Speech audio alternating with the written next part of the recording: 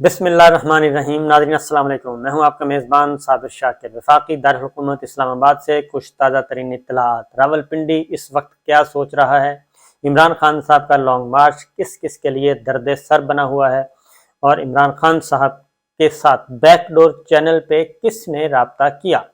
کیونکہ جس طریقے سے پروپیگنڈا کیا جا رہا ہے اور جس طریقے سے خبریں فیڈ کی جا رہی ہیں، اس سے تو اندازہ ہوتا ہے کہ حکمراں اتحاد جو ہے، اور خاص طور پہ مسلم لیگ نواز بہت زیادہ پریشان ہے۔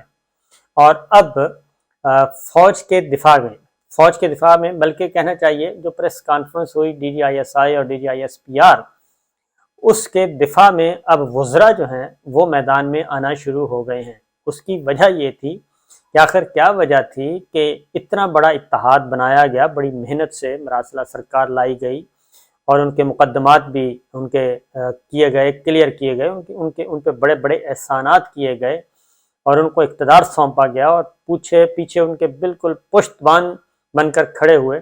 لیکن اس کے باوجود وہ افواج پاکستان پہ، اسٹیبلشمنٹ پہ، ملٹری لیڈرشپ پہ جتنی مرضی تنقید ہو، اس کا آ کے دفاع ہی نہیں کرتے، اور نہ ہی ابھی تک وہ بیانیہ کامیاب کر سکے، نہ ہی وہ بیانیہ بنا سکے، نہ ہی وہ عمران خان کے خلاف ایسا سٹرونگ بیانیہ لا سکے کہ جس سے عمران خان صاحب کو پولیٹیکلی شکست ہو سکے اور ان کو ہروایا جا سکے۔ ایسا ہو نہیں سکا، اس لیے D G I S P R, D G I S I کو خود پریس کانفرنس کرنا پڑی اور غیر معمولی طور پہ کرنا پڑی، اور اس میں ایسی باتیں بھی آ گئیں جو کہ نہیں آنی چاہیے تھی قومی سلامتی کے حوالے سے، کیونکہ ابھی تو خاموش ہے دنیا، لیکن کچھ دنوں کے بعد اسی گفتگو میں سے ایسی چیزیں منظر عام پہ آئیں گی کہ آپ ذرا سوچئے گا کہ کس طریقے سے ہم نے اپنے اہم قومی راز جو ہیں اس پریس کانفرنس میں جذباتی ہو کے عمران خان کے خلاف اور ارشد شہید کے قتل کے معاملے کو ڈائیورٹ کرنے کے لیے جو کچھ کیا گیا، وہ ساری کی ساری چیزیں اس غصے میں آ کے بہت کچھ ہم کہہ گئے۔ اور اگر میں یہ کہوں کہ وہ بہت ہی لوز گفتگو تھی، خاص طور پہ ہمارے جو دشمن ممالک ہیں ان کو بہت زیادہ مواد اس میں سے مل چکا ہے، اور اگر وہ مواد نہ ملتا تو بہت ہی اچھا ہوتا۔ تو بہرحال یہ تو اب خمیازہ بھگتنا پڑے گا، کیونکہ افراد کی جو غلطیاں ہیں وہ پھر ادارے اور قومیں اور ملک جو ہیں وہ برداشت کرتے ہیں، اور ابھی بھی ایسا ہو رہا ہے۔ خمیازہ ہمیں ہی بھگتنا ہے، خمیازہ پاکستان کے عوام کو ہی بھگتنا پڑے گا، خمیازہ آنے والی ملٹری لیڈرشپ کو بھگتنا پڑے گا۔ یہ بات روزے روشن کی طرح عیاں ہے، لکھ کر رکھ لیجئے کہ جو کچھ آج پچھلے 6 ماہ میں بویا گیا ہے، اس کی فصل جو ہے، اس کے سائیڈ ایفیکٹس، اس کے آفٹر شاکس کئی سالوں تک محسوس کیے جائیں گے، اور جو الزامات اور جتنا کیچڑ اس وقت اچھالا گیا ہے وہ شاید ہی ان کی صفائی میں، اور جتنے دھبے ادارے پر اس وقت لگائیں گے ان 6 ماہ میں، ان کو دھوتے دھوتے عمریں بیت جائیں گی۔ یہ بات ذہن میں رکھیے، دہائیاں لگیں گی، کیونکہ جو دامن پہ اس وقت دھبے لگائے گئے ہیں وہ اتنے گہرے ہیں کہ وہ کسی بہت بڑے، جب تک آپ بہت بڑا احتساب نہیں کریں گے ادارے کے اندر، اور خاص طور پہ آنے والی ملٹری لیڈرشپ کو یہ احتساب کرنا پڑے گا، اپنا سسٹم درست کرنا پڑے گا، اور اختیارات کا جو ارتکاز ون مین شو ختم کرنا پڑے گا، اور خاص طور پہ پالیسی میٹرز، اور خاص طور پہ پولیٹیکل میٹرز، خاص طور پہ اسٹریٹجک میٹرز، وہاں پہ اجتماعی شعور لانا پڑے گا ادارے میں، اجتماعی شعور، کلیکٹیو وزڈم، کلیکٹیو ڈیسیشن۔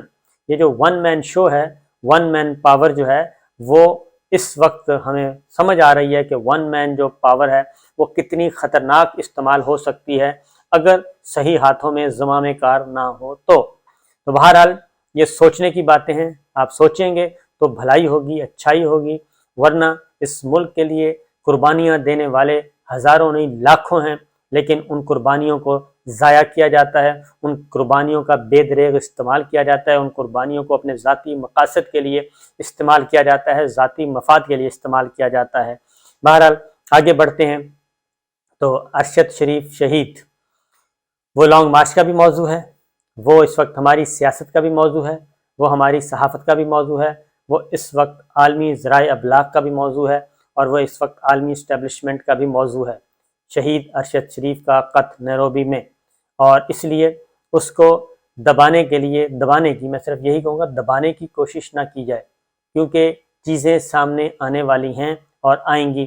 اب لوگوں نے کھل کر کہنا شروع کر دیا ہے، وہ جو خبریں فیڈ کی گئی تھیں ابتدا میں اور فیڈ کی جا رہی ہیں اب بھی، میں مشورہ یہ دوں گا کہ یہ کام چھوڑ دیں، کیونکہ جب یہ کام کیا جاتا ہے، جب خبریں فیڈ کی جاتی ہیں، جب واٹس ایپ گروپ میں ایک ڈائیورٹ کرنے کی کوشش کی جاتی ہے، تو وہ جو آگے خبریں دینے والے ہیں وہ بھی صحافی ہیں، وہ بھی رپورٹرز ہیں، اور وہ بھی ورکنگ جرنلسٹ ہیں، پروفیشنلز ہیں، ان کو بھی اندازہ ہو جاتا ہے کہ جناب یہ آخر معاملہ کیا ہے۔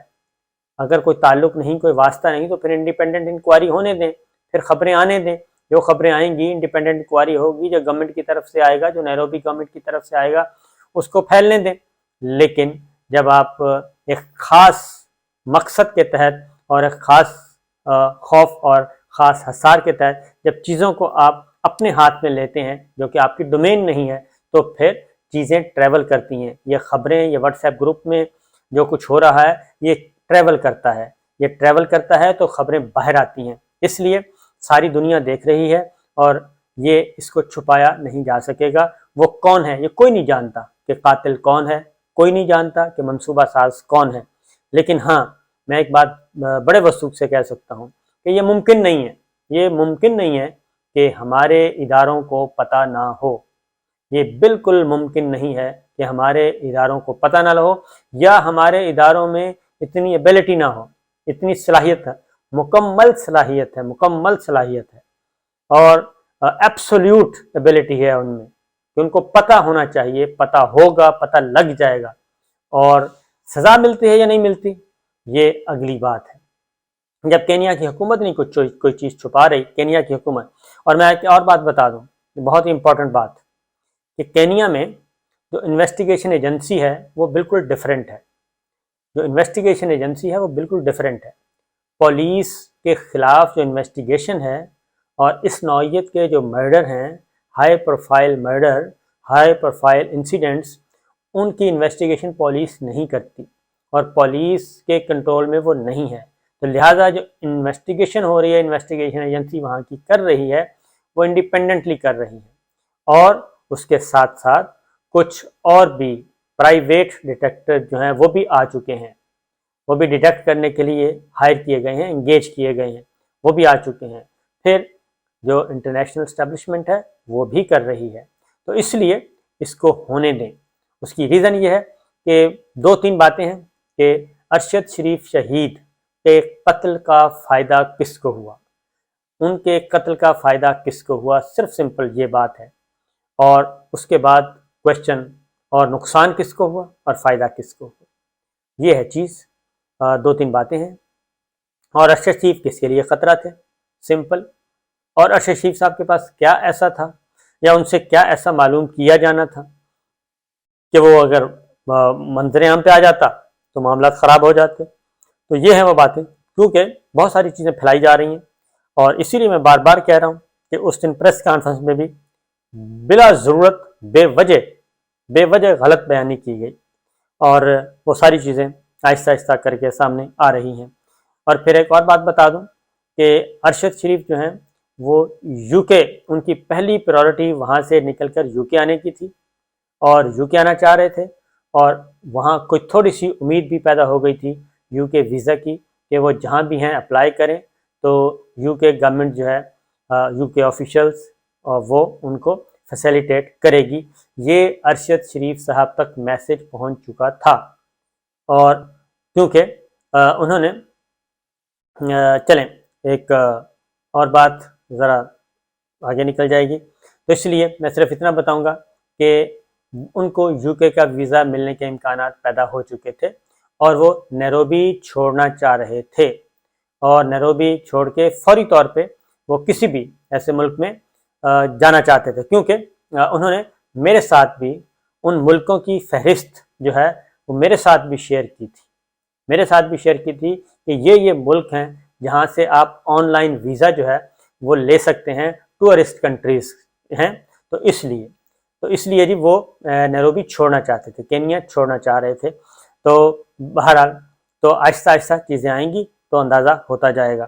بہرحال لانگ مارچ اس وقت وبال جان بنا ہوا ہے، اور وزراء آ رہے ہیں، صفائیاں دے رہے ہیں ارشد شریف صاحب کے معاملے میں بھی اور لانگ مارچ میں بھی. تو عمران خان صاحب جو ہیں دوسرے دن، پہلے دن بھی کل 8 بجے ختم کیا گیا تھا، اور پھر پرسوں 8 بجے ختم کیا گیا تھا. کل جلدی لانگ مارچ ختم کر دیا گیا، یعنی کہ بریک آئی، اور وہ صدف جو خاتون رپورٹر تھیں ان کی جاں بحق ہوئی ہیں. وہ کنٹینر پہ اوپر جانے کی کوشش کر رہی تھیں یا سائڈ پہ چل رہی تھیں. وہ ظاہر ہے آئی وٹنس، کوئی پاؤں پھسل گیا، مختلف باتیں ہو رہی ہیں، لیکن ان کی جان چلی گئی. وہ ایک محنتی خاتون تھیں اور اپنے کفالت کر رہی تھیں اپنے بچوں کا، اپنی فیملی کا. لیکن بہرحال اللہ تعالیٰ ان کو جنت الفردوس میں جگہ دے. تو پنجاب گورنمنٹ نے ان کے لیے فوری طور پہ 25 لاکھ اناؤنس کیے تھے، لیکن عمران خان صاحب کے انٹروین کے بعد پھر 50 لاکھ روپے ان کو دیا گیا. اور پھر جیسے ہی حادثہ ہوا عمران خان صاحب خود نیچے اترے، اور افسوس اور دکھ، اور اسی دکھ میں انہوں نے جو لانگ مارچ فوری طور پہ روک دیا، اور انہوں نے کہا کہ اب ہم کل سے اگلی منزل سے سٹارٹ کریں گے. تو آج افسوس تو ان کے گھر بھی جائیں گے، صدف کے گھر بھی جائیں گے. تو یہ ایک ہوا ہے، سوشل میڈیا پہ مختلف طریقے سے اس کو اٹھایا جا رہا ہے. لیکن بہرحال یہ ایک حادثہ تھا، اور نہ ہوتا، لیکن ظاہر ہے ہو گیا. اللہ تعالیٰ سے ہم دعا کر سکتے ہیں. ایک اور بات ہے جی کہ صحافیوں کے خلاف جرائم کا عالمی دن جو ہے وہ منایا جاتا ہے 2 نومبر کو. تو یہ دن جو ہے وہ اب ارشد شریف صاحب کے نام کیا گیا ہے پاکستان میں صحافی تنظیموں نے. تو وہ ارشد شریف صاحب کے نام کر دیا گیا ہے 2 نومبر کو. پھر یوم سیاہ کا اعلان بھی کیا گیا ہے، اور پرچم جو ہیں وہ سرنگو کیے جائیں گے تمام پریس کلب میں. تو یہ ایک ہوا ہے. اور پھر کچھ اور باتیں بھی ہیں، لیکن وہ انشاءاللہ ہم اگلے ویڈیو میں بتائیں گے. تو بہرحال صورتحال یہی ہے کہ لانگ مارچ جو ہے وہ مصیبت بنا ہوا ہے، اور مذاکرات بیک ڈور چینل پہ مذاکرات کا دروازہ بھی کھولا ہے. لیکن عمران خان صاحب مانگ رہے ہیں الیکشن کی تاریخ، اور دوسری جانب اسلام آباد کا ایک قلعہ بنا دیا گیا ہے، فصیلیں کھڑی کر دی گئی ہیں. اور پھر اسلام آباد کے مختلف ایریاز میں، یعنی کہ سپورٹس کمپلیکس ہے وہاں پہ، اور اسلام آباد کے اندر پنجاب رینجرز سے، سندھ رینجرز سے، اور بے شمار نفری جو ہے وہ آ چکی ہے. اور وہ اس وقت ایف سی کی، پنجاب رینجرز کی، سندھ رینجرز کی، وہ ساری کی ساری نفری اس وقت موجود ہے اسلام آباد میں. اور اسلام آباد کا گورنمنٹ نے خود ہی محاصرہ کر لیا ہے، وفاقی حکومت نے اسلام آباد کا محاصرہ خود ہی کر لیا ہے. اور مجھے لگتا یہ ہے کہ فیڈرل گورنمنٹ اور خاص طور پر مراسلہ سرکار جو ہے وہ ایک بار پھر چاہتی ہے کہ پاکستان تحریک انصاف اور ہماری ملٹری اسٹیبلشمنٹ اور پاک فوج ملٹری لیڈرشپ آمنے سامنے ہوں، اور یہ آپس میں ٹکرائیں اور وہ مزے لوٹیں اقتدار کے. اس کے علاوہ کچھ نہیں ہے.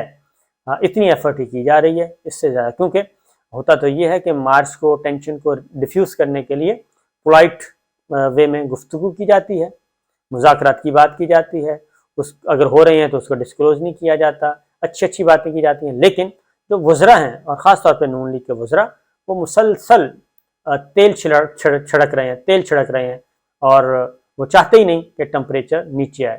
اجازت دیجیے، اللہ حافظ.